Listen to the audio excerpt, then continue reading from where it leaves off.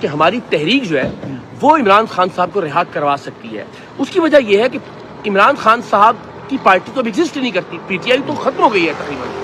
وہ خود بھی تسلیم کرتے ہیں اس بات کو, جی عمران خان ہے اور نیچے عوام ہے, بیچ میں پارٹی تو موجود نہیں ہے. اس لیے کہ پارٹی کبھی تھی ہی نہیں. تحریک انصاف کبھی ایک جماعت نہیں تھی, اس لیے کہ وہ ایک آدمی تھا. وہ آدمی جیل میں چلا گیا تو پارٹی ختم ہو گئی.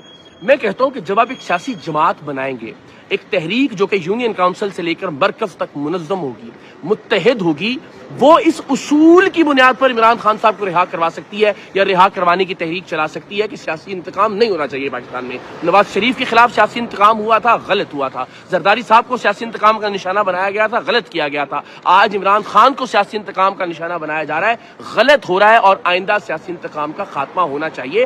اس اصول کی بنیاد پر وہ تحریک, وہ منظم سیاسی جماعت عمران خان صاحب کی رہائی میں کردار ادا کر سکتی ہے. لیکن یہ تتر بتر, یہ جو شیرازہ بکھرا ہوا ایک ہجوم ہے, ایک مجمع ہے, ایک بھیڑ ہے, یہ اگلے 100 سال عمران خان کو رہا نہیں کروا سکتا.